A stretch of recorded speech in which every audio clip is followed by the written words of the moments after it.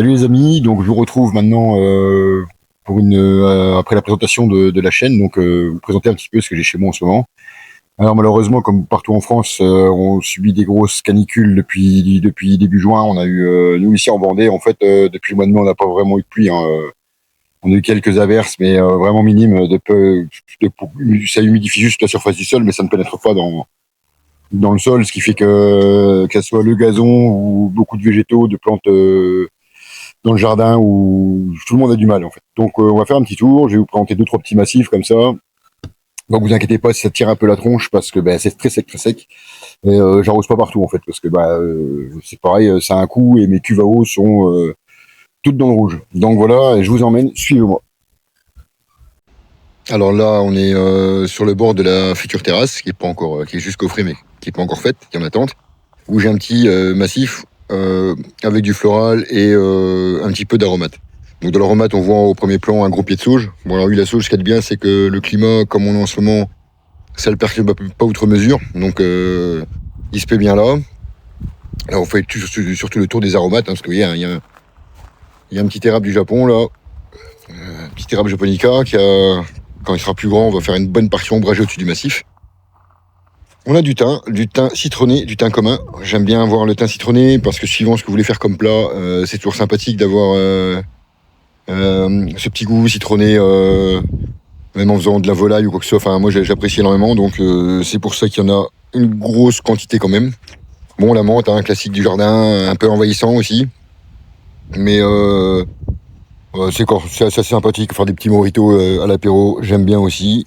On a donc aussi de la ciboulette. Alors la ciboulette, comme vous pouvez le voir, elle a pas aimé la blague de la sécheresse. J'ai essayé de vous faire mieux que ça, voilà. La ciboulette, là, elle a chaud. Il n'y a pas qu'elle. J'ai du persil plat, du persil frisé. Ça végète aussi. Alors j'aime bien les deux types de persil parce que le persil frisé en décoratif sur un plat, c'est sympa. Par contre, le plat est beaucoup plus goûtu. Donc j'aime bien avoir les deux. Quitte à mettre les deux dans le plat, c'est pas un souci. Et puis à côté de ça, on a le basilic là qui... Bon, après, il était beaucoup plus gros que ça. Je m'en suis servi pas mal pendant l'été pour des salades de tomates, des choses comme ça, des coulis de tomates. Et là, il a plus que chaud, quoi.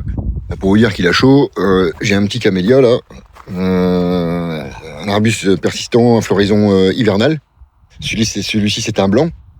Et c'est une plante qui apprécie les milieux mi-ombragés. Alors là, vous me direz... si je vous montre un peu, on est à l'ombre. Il est 16h30, 17h chez moi là, et il fait encore 32 degrés. Et il y a un vent d'est, et le vent d'est est desséchant, très sec. Donc il a pas le feuillage, il a pris une tarte. Alors c'est un persistant, normalement il perd pas ses feuilles. Mais bon, il est pas non plus complètement brûlé, hein. Il faut arriver à l'automne, là il va refaire son cycle de feuillage. On va avoir des nouvelles feuilles, et puis il sera reparti pour un tour. Le seul problème qui me dérange là-dedans, c'est que quand vous voyez ça, j'ai essayé de vous montrer, ça c'est les jeunes pousses de l'année là qu'on voit derrière cette feuille-là. Voilà. Ça, du moment que ça brûle pas, c'est tout ce qui m'intéresse. Parce que sinon, ça veut dire que sa croissance, elle va prendre un coup d'arrêt. Et ça, par contre, c'est pas du tout ce que je veux. L'idée, c'est qu'il grandisse à son rythme assez rapidement. Enfin, assez rapidement, c'est pas une croissance rapide à la base, hein. Et là, la corbeille d'argent, j'ai un peu de muguet, un peu de corbeille d'argent, j'ai des agapanthes, de la valériane, il y a un petit peu de tout. Alors là, avec la sécheresse, le vent et tout, il n'y a plus grand chose de fleuri. Et les corbeilles d'argent, par exemple, normalement, ça devrait être un tapis blanc, là. À cette époque-ci de l'année, ça devrait être complètement blanc argenté. Eh ben, là, pas du tout. C'est des semis que j'avais fait il y a 1 an déjà. Et malgré le paillage, il fait beaucoup trop sec. Parce que le paillage, moi, je mets pas ça pour les mauvaises herbes, hein. Enfin, les adventices. Il n'y a pas de mauvaises herbes, il faut savoir une chose, il y a que des adventices. Et le truc, c'est que le paillage a vocation à garder l'humidité dans le sol et à limiter les quantités d'eau nécessaires pour les plantes. Donc c'est vraiment la vocation du paillage à la base. Et quand on me dit que c'est pour éviter les mauvaises herbes, vous pouvez voir dans un autre massif, je vous montre un autre massif, du désherbage, il y en a à faire. C'est pas ce qui empêche les mauvaises herbes de pousser, c'est une idée reçue. Voilà pour cette partie-là, je vous emmène ailleurs. Voilà un autre massif avec beaucoup de fruitiers. Donc là, on a du framboisier dans le fond, framboisier rouge et framboisier jaune qu'on a un petit peu plus sur le côté là-bas. Alors le jaune, l'avantage c'est la couleur, et en plus de ça, il est beaucoup moins productif. Par contre, au goût, il est bien plus relevé. Le goût de la framboise est beaucoup plus prononcé, quoi. C'est sympa. C'est bien d'avoir les deux. Pareil, variété de fraises, pardon. Donc j'ai 3 variétés qui sont disséminées à 3 endroits différents. Il y en a qui sont plus assujettis à la confiture, d'autres à la consommation. Enfin voilà, je fais un petit peu pour avoir un peu de tout. Ça, c'est une plante à curry. Alors la particularité de cette plante, c'est que moi, dans certains plats, au lieu de mettre du curry en poudre que j'achète dans le magasin, en fait, je prends son feuillage. C'est exactement pareil. Et c'est un goût qui est pratiquement équivalent à de la poudre de curry. Un petit peu moins agressif même. Ensuite, on a de la verveine citronnée. Alors ça, c'est sympa si vous voulez faire des tisanes, des choses comme ça. Moi, quand je fais des ratatouilles, des choses comme ça, j'en mets un petit peu dedans. C'est sympa. On a aussi de l'origan. On a de la sarriette ici. La sarriette, c'est une cousine du thym, en fait. C'est pas vraiment, ça sent pas vraiment le thym, mais ça s'y rapproche beaucoup. Et c'est pas mal. Ça permet de varier un petit peu les arômes dans les plats cuisinés, quoi. De l'origan anisé aussi, il y a du romarin, de l'artichaut. Bon, ils ont été plantés cette année. Vu la sécheresse, c'est pas folichon. Après, vous avez bien vu, il y a un peu de désherbage à faire, mais pour l'instant, je suis un peu à la bourre au niveau du jardin. Puis en plein cagnard, ça me branche pas trop de désherber. Donc on va voir ça là, début septembre, quand les températures, on espère que les températures soient un peu plus clémentes avec nous. Vous voyez, par exemple, je vais vous montrer la framboise jaune. Ah, vous voyez. Là, j'ai une petite grappe parce que le pied est tout jeune, mais voilà, elle est très goûtue, super sympa. À tester, je vous recommande. C'est au niveau du goût, c'est vraiment sympa par rapport à la framboise traditionnelle. Donc voilà pour cette partie-là. Après, je vous en mets un petit peu dans le potager et ensuite dans la serre. Donc voilà, nous là sur le début du potager. Alors c'est pareil, hein, vu la sécheresse, vous inquiétez pas si tout a l'air un peu fané, mais je vous garantis que tout est en vie. Donc là, j'ai un pied de courgette là qui se trouve devant moi. D'ailleurs, voyez-vous, là j'en ai peut-être une ou deux à ramasser parce que j'aime bien quand elles sont pas trop grosses. Ouais. Parce que quand elles sont grosses, en fait, c'est juste bon à faire de la soupe. Et quand elles sont petites, la chair est bien tendre et on peut en faire plusieurs usages. Bon, là, j'ai un pied de melon là qui est en fin de vie. Il m'a donné quelques melons cette année là, donc moi je le laisse, hein, on verra bien. On a un autre pied de basilic qui est un petit peu plus en forme parce que lui, il est arrosé plus régulièrement le soir. En fait, j'arrose, je vous expliquerai après. Un autre pied de courgette, ça c'est pareil. Je pense que j'en ai une qui arrive. Je verrai ça, on fera le tour. Ensuite, là, c'est un petit peu la foire. Hein. J'ai mis des salades, mais là, ça végète. Ça fait déjà un petit bout de temps qu'elles ont été mises. Mais vu les conditions climatiques, c'est pas le top. Là, j'ai un chou rouge là un rescapé des semis que j'avais fait. Donc là, la place que vous voyez là, c'est du chou cabu qui va arriver là, ainsi que du chou rouge. Dans la semaine, ça va être mis dans la semaine. Ensuite, là, j'ai mes rangs de haricots. Alors, les haricots, je viens d'en ramasser à peu près 3 kilos là sur les 5 rangs. Alors, il y a du beurre, rocodor, et il y a du vert, c'est du talgo. Talgo, l'avantage, c'est que il ne fait pas de fil, très peu. Et la production est quand même assez importante par rapport au nombre de routes. C'est un bon rendement. Et ça résiste pas trop mal à la chaleur. Donc justement, après, là, j'ai encore de la place. Hein, ça a été libéré il y a pas longtemps, puisque je suis en train de récolter pas mal de choses. Là, on voit des pieds de pommes de terre, vous inquiétez pas, hein, elles sont en pleine forme. C'est parce que je les ai mis il y a peut-être 2 semaines. J'ai déjà ramassé une partie, une partie de pommes de terre début juillet. Et là, j'en ai relancé début août là pour en avoir une deuxième rafale pour cet hiver, quoi. Donc pour arroser, ici moi j'arrose avec ça en fait. Hein. J'ai un petit asperceur comme ça qui va très très bien. On peut régler vraiment le débit, la distance, ainsi que l'arrosage au niveau de l'aspersion en fait. C'est-à-dire le jet d'eau est plus diffusé, plus ou moins diffusé, ce qui fait que ça couvre vraiment la totalité de mon terrain, de ma partie potagère, quoi. Donc on continue. Là, il y a quelques carottes qui sont encore là, parce que j'ai commencé à ramasser. Belles carottes nantaises, bien sûr. Des betteraves, c'est la fin. J'en ai ramassé déjà pas mal. Il y avait des navets aussi, mais ça, c'est pareil, c'est fini. Et ça a vocation à bientôt être remplacé par d'autres légumes. Bon, tout sera retiré, bien sûr. Je sais pas encore ce que je vais mettre. Alors, si vous voyez des tomates ou des choses comme ça dans le potager, c'est normal. C'est parce que je fais mon compost moi-même. Donc, dedans, il reste toujours des graines, des choses comme ça. Par exemple, ici, il y a un pied d'aubergine qui se trouve là. Et voyez-vous, je sais pas si on les verra, il y a quelques petites fleurs qui commencent à arriver. Donc l'idée c'est de les laisser, hein, si elles sont là, c'est toujours ça de prix. Là ici c'est un test de cette année, c'est de l'endive, du Nord. Donc là jusqu'au mois d'octobre elles vont rester en terre comme ça. Arrive au mois d'octobre, je vais les arracher, couper les feuilles, et elles finiront dans la serre sous bâche pour avoir des endives en fin d'année dans l'assiette. puis après, bon, ben voilà, quelques poireaux qui me restent là, que j'ai refait des semis. Des melons, de la rhubarbe, enfin, vous voyez, ça c'est la petite partie potager. Alors, vous voyez, c'est vraiment pas terrible à cause du climat. D'habitude, c'est beaucoup plus étoffé que ça. Il y a un peu de désherbage à faire aussi, mais bon, ça après, faut en garder un petit peu pour tous les jours.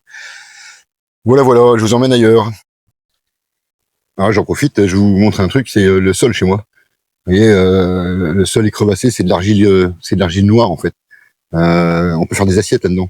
Et l'hiver, ben, il vaut mieux avoir une paire de bottes, sinon vous avez de la boue jusqu'aux chevilles. Et ben, l'été, ben, c'est complètement crevassé, quoi. Vous voyez, le gazon est complètement foutu. Mais bon, il va reprendre. Hein. C'est pas dès qu'il va flotter, ça va se remettre bien. Hein. Il suffit de regarder au niveau de l'arrosage là-bas. Hein, c'est déjà beaucoup plus vert au pied de l'arroseur. Et quand vous allez plus quand vous allez plus loin dans le terrain, ben ouais, hein, là tout est cramé, quoi. Voilà, c'était la petite parenthèse, mais j'aurai l'occasion de vous reparler d'agronomie et d'aller pour alléger le terrain, mes méthodes.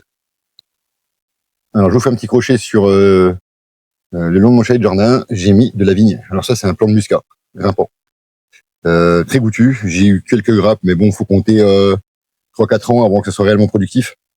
Donc là, pour l'instant, il est en phase de croissance. Je le laisse faire. Je pense que je vais avoir des bons bois là pour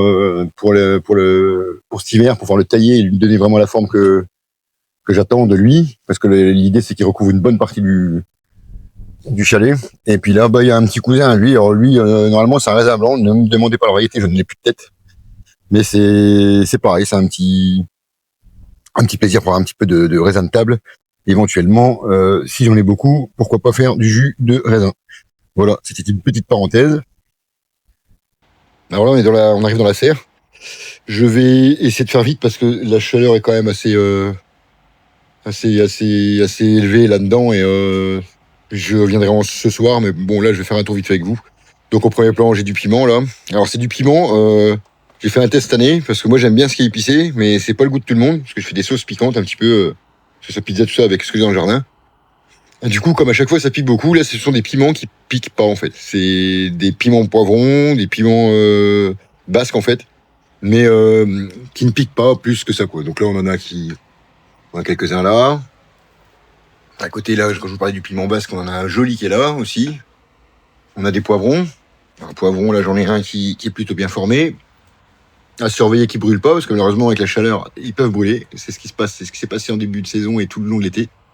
Il a ses petits frères là qui sont à côté où eh bien comme vous pouvez le voir il y a des feuilles qui sont tombées. Il y a le pied, on a l'impression qu'il est mort en bas mais c'est tellement il a fait chaud.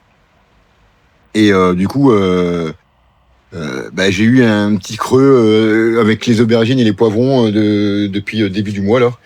Alors, les aubergines, on voulait un pied, vous voyez, au sol là il y a plein de feuilles. Ça c'est les premières feuilles qu'il y a eu sur les pieds avec la sécheresse qui sont tombées. Et du coup il y a une deuxième pousse de feuilles, hein, vous voyez, hein, c'est pas pour ça que la plante est malade. Hein, on voit bien que jusqu'en bas il y a de la feuille. Et là, on est plein de fleurs. Donc là, je sais très bien que d'ici quelques jours, on va pas être gourmand, on va dire dans une semaine, 2 semaines, on va dire, je vais pouvoir récolter de nouveau de l'aubergine et du poivron. Parce que pour le poivron, on a le même symptôme. Le bas du pied est complètement dépourvu de ses feuilles. Il n'y a plus rien. À côté, c'est pareil. Hein. Par contre, quand on regarde en haut, on voit qu'il y a plein de petites fleurs qui arrivent là. Donc ça, c'est bon signe. Ça veut dire que je vais avoir encore du poivron qui va arriver. Et comme c'est dans une serre, je peux en avoir jusqu'à l'automne. Donc ça, c'est super. Après, qu'est-ce qu'on a d'autre? Une aubergine. J'en ai une petite qui se promène là. Alors des tomates, je travaille essentiellement de la cœur de bœuf, de la Saint-Pierre et la tomate pyros. C'est ce que j'ai mis cette année. Parce que je varie. Des fois, ça peut être de l'aroma. Enfin, tu sais, on pourra avoir l'occasion de discuter de plusieurs variétés. Alors, sauf que cette année, j'ai eu un problème. En début d'année, quand j'ai mis ça un peu avant les seins de glace, là, dans la serre ça craint pas, il n'y a pas de problème, mes pieds de cœur de bœuf ont tous dépéri, je ne sais pas la raison encore, enfin bref. Donc j'ai plus que celui-là, il est plein de gourmands. Je le fais exprès parce que sinon j'aurais pas eu grand-chose. Et là l'idée c'est qu'en laissant les gourmands, qu'ils me refassent des fleurs, comme on en voit là-bas en haut, et dans l'espoir de pouvoir avoir encore quelques cœurs de bœuf avant la fin de l'année. C'est une tomate que j'apprécie particulièrement pour faire des coulis, elle est fort en chair et tout, c'est une très bonne tomate, une valeur sûre. Et cette année, j'ai eu quelques petits soucis. Et après, c'est comme ça. Alors là, après, on a du concombre. Le concombre, Il y a 4 pieds de concombre au fond de la serre qui sont tressés sur un grillage qui monte jusqu'en haut. Donc là, vous voyez, des gros concombres. Alors ça, c'est plein de pépins.